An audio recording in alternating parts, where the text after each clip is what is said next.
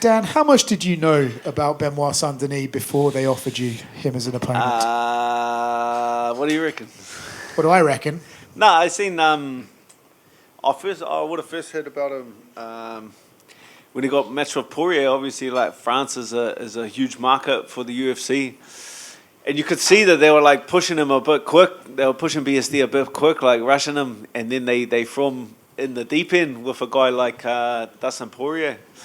And to be honest, like I saw that, and then I think I saw the Moicano fight after when he lost, and the amount of guys that I've seen come through over the years where it's like they get brought in by the UFC, they get nice cherry pick fights because they want to build something in that market. They reach the top end, the ranked fighters, the guys, the higher end of the division, and you just never see them ever again.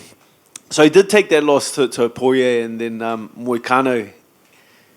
And now he's back. Like that is something that I respect. I respect that because as a guy myself that's picked myself off the canvas and gone, had a couple losses and then got back on a win streak, had a couple of losses. Like I know how tough that is. I know how much character you need as a human to pick yourself back up off the mat. And so he's done that now. It doesn't impress me when guys come in with undefeated records and you see them cherry picking opponents, like good matchups. They only fight when they help. Like that doesn't impress me. Guy that can pick and take those two hard losses too, finish losses, and then pick himself back up and get back on a win streak. I tip my hat. So where do you think his level is, right? Like, as you said, he lost to Moicano, he lost to Poirier, but he has come back from that and beat Rufy, beat good guys. So where do you think his level is in this division? That's what everyone's going to see. We're going to see.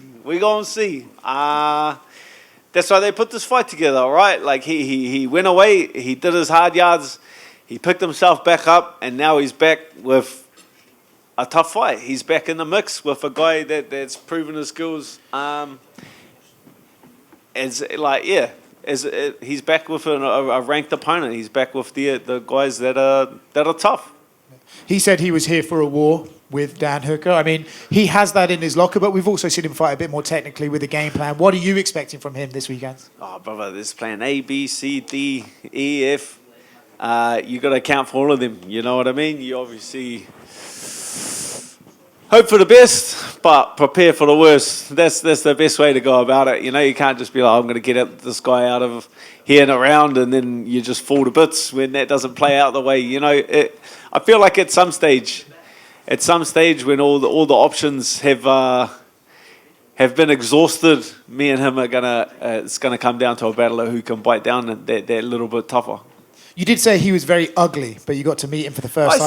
I seen him yesterday. He's not that bad looking. I don't know what. Maybe it was like after I seen his face busted up.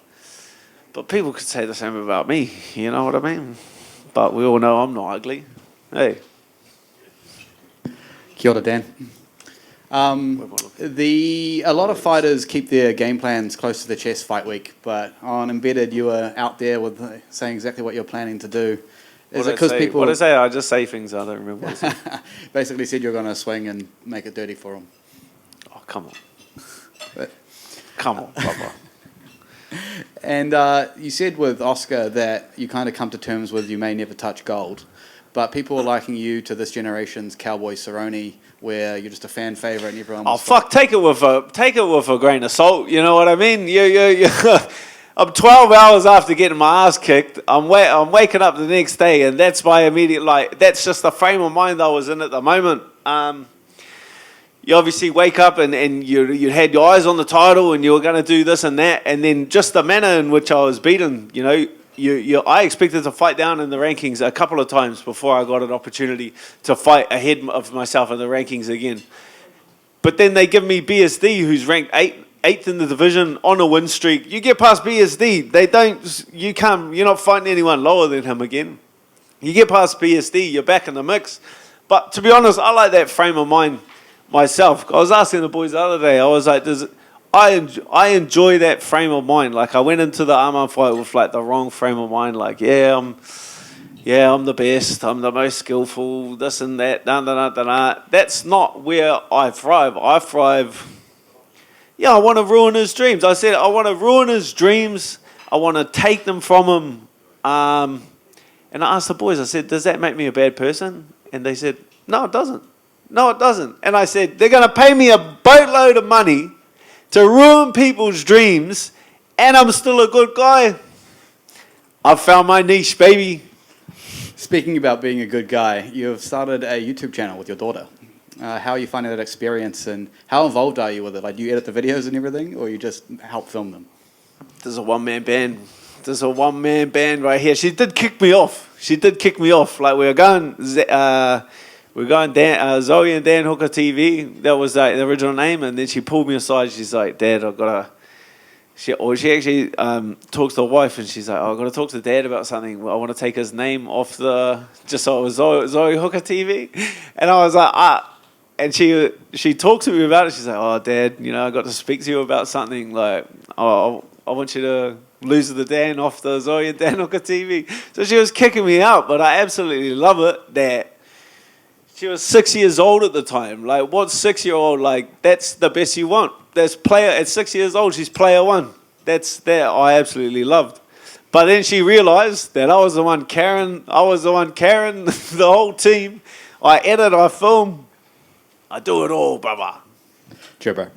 I'm done. You talk about taking dream from others. What about yours? With a win on Saturday, is the BMF title something you dream of or a goal for you in 2026?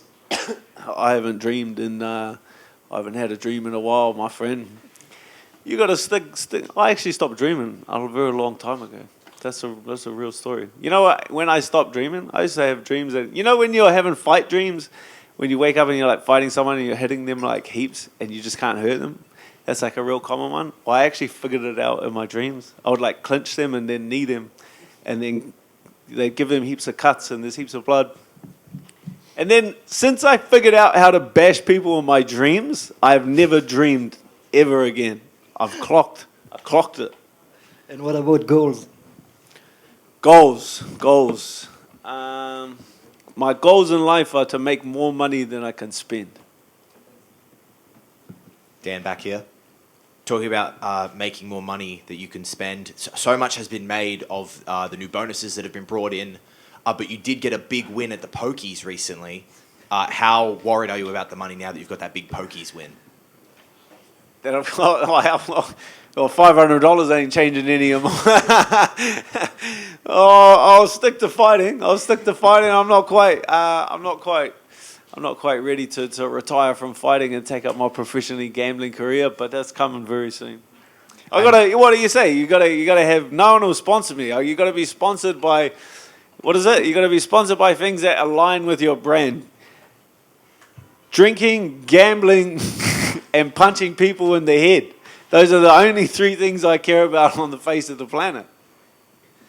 And it feels at least that this fight week and this build-up is a lot more chill than the last one. Maybe not as much bad blood. Yeah, because you're fucking arguing with a door. He's like the nicest bloke in the world. I was gripping at straws. I was calling him ugly, and then I look at him. He's not even that bad looking, He's got ears like a lifeboat, but besides that, what has he said? I seen him yesterday. Shakes my hand and says, "Thanks for taking the fight." I'll go, fuck me days. How am I supposed to argue with this bloke? So would you prefer there was some arguing? I don't. Either way, like it makes this part of it like more fun. It makes this part of it more fun. It makes like the build up more fun, like having a bit of tension, having a bit of back and forth. I don't mind a bit of banter, but once you all stepped on the scales and you don't see him, and it doesn't matter whether you hate the guy or you love the guy. To step, when you step inside the ring, it's at this level.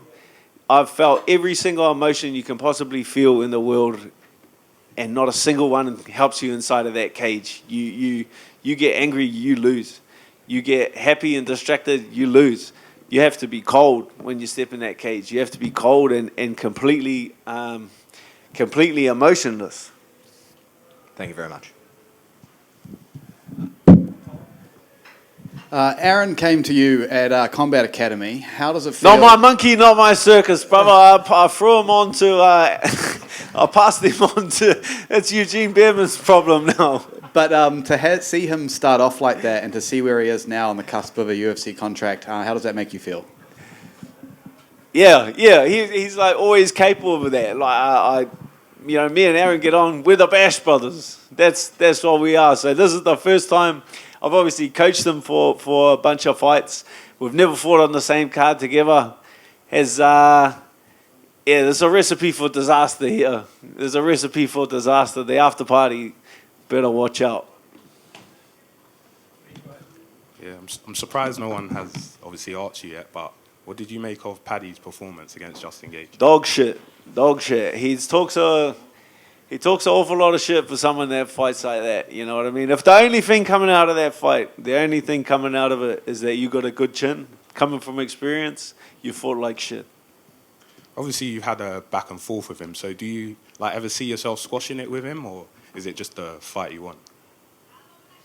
Nah, I'm a thumbs up, thumbs down guy. He's thumbs down. You know what? Like this guy talks, and then he gets caught on his shit, and he just turns into victim. He goes into victim mode straight away. Like he's talk shit. Is that common knowledge that Conor, he talked shit about Conor McGregor, and then Conor McGregor drove around to his house? He drove around to his house and he sat outside in his car calling the bloke, and Paddy refused to come outside. That tells you all you need to know about a guy. And obviously, it looks like it's going to be Justin Gaethje and Ilia Topuria next. So who do you think wins out of that fight?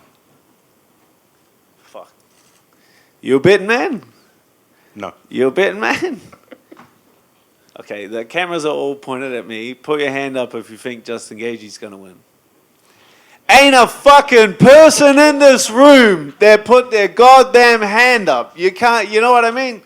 Oh, like I don't know why we aren't seeing Ilia versus Arman. Like we gotta have this. We gotta do this. I like Gaethje. We gotta do this. Like and the sport is all about timing and momentum but it's just like Arman's in his physical peak. Ilia's in his physical peak. We want to see like the guys that are on streaking. They're having their moment. Compete against each other at this time. You know what I mean? If you sit around and wait long enough, like guys, like one day Ilia will not have that momentum. You know what I mean? Guys can get clipped and then they lose that momentum. Like no, someone asked me in an interview the other day, and they were like, "How do you beat Ilia Topuria right now?" And I just said, "Father time."